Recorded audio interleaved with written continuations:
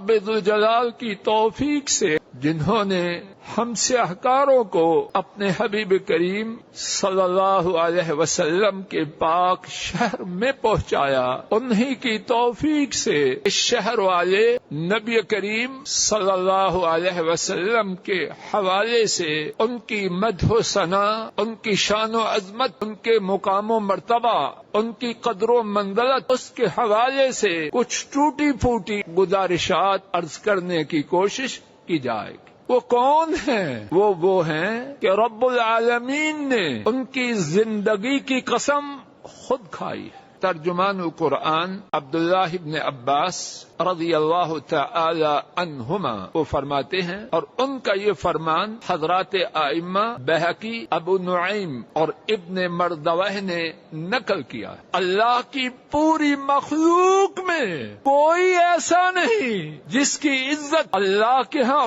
اتنی ہو جتنی جناب محمد صلی اللہ علیہ وسلم کی۔ فرما رہے ہیں، میں نے اللہ کو کسی کی زندگی کی قسم کھاتے ہوئے نہیں سنا مگر ایک شخصیت کی۔ اللہ کریم نے تو اس شہر کی قسم بھی کھائی جس میں ہمارے نبی کریم صلی اللہ علیہ وسلم پیدا ہوئے۔ اللہ کریم نے جس زمانے میں انہیں اس دنیا میں بھیجا اس زمانے کی بھی قسم کھائی۔ امام خازن رحمت اللہ علیہ فرماتے ہیں، ہمارے نبی کریم صلی اللہ علیہ وسلم تو وہ ہیں، اللہ کریم ان سے ان کے متعلق گفتگو فرماتے ہیں اور قسمیں کھا کھا کے ان کے لیے ان کی باتیں بیان کرتے۔ والضحى والليل اذا سجى ما ودعك ربك وما قلى وللآخرة خير لك من الأولى ولسوف يعطيك ربك فترضى۔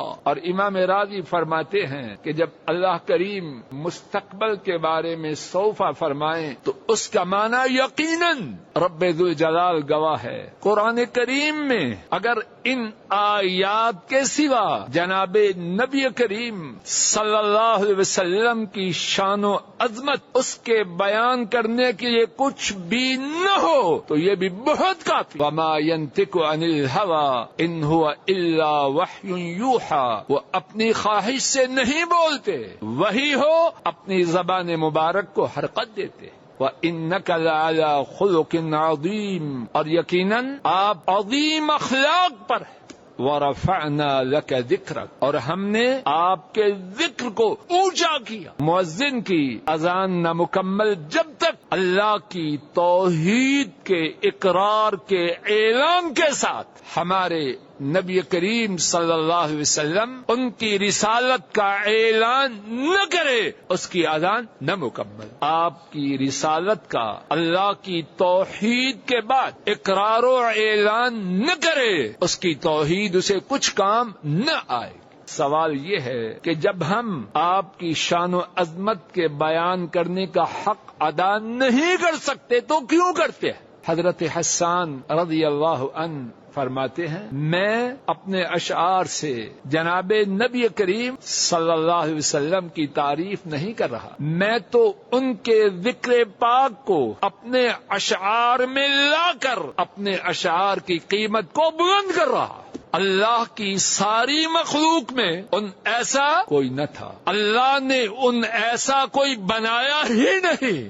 امام بخاری رحمت اللہ علیہ اس حدیث کو روایت کرتے ہیں، حضرت ابو ہریرہ رضی اللہ تعالی عنہ اس حدیث کے راوی ہیں۔ ہمارے نبی کریم صلی اللہ علیہ وسلم کا زمانہ مبارک انسانوں کی زندگی میں آنے والے تمام زمانوں سے اعلیٰ۔ اسماعیل علیہ السلام کون ہیں؟ کن کے صاحبزادے ہیں؟ واتخذ اللہ ابراہیم خلیلا۔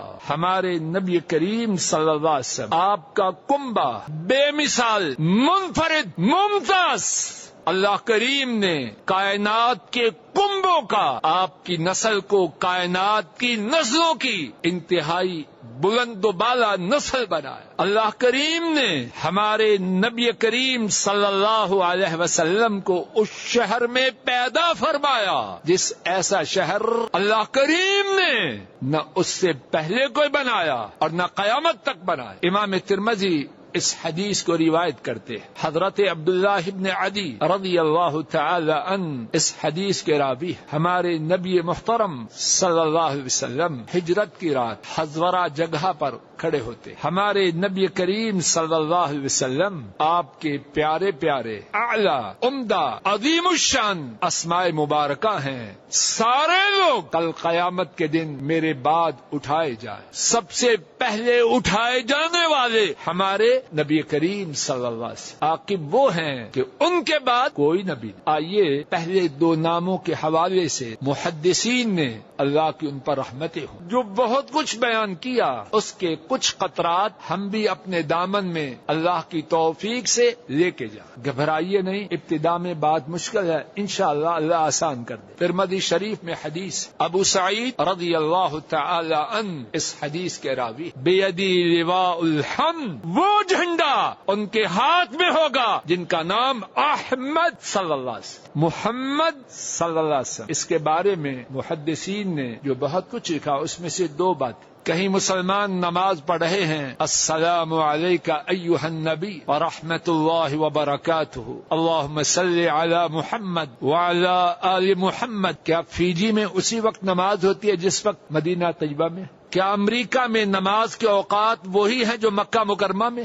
ان اللہ وملائکتہ یصلون علی النبی، وہ ہیں کہ ان کی تعریف میں تسلسل ہے، دوام ہے، ابدیت ہے، سرمدیت ہے، اس میں انقطاع نہیں. محمد وہ ہے کہ مخلوق میں جو خوبیاں ہیں ان خوبیوں کی جو انتہا ہے، جس شخصیت پاک میں ان خوبیوں کی انتہا موجود ہو ان کا اسم مبارک ہے محمد صلی اللہ علیہ وسلم.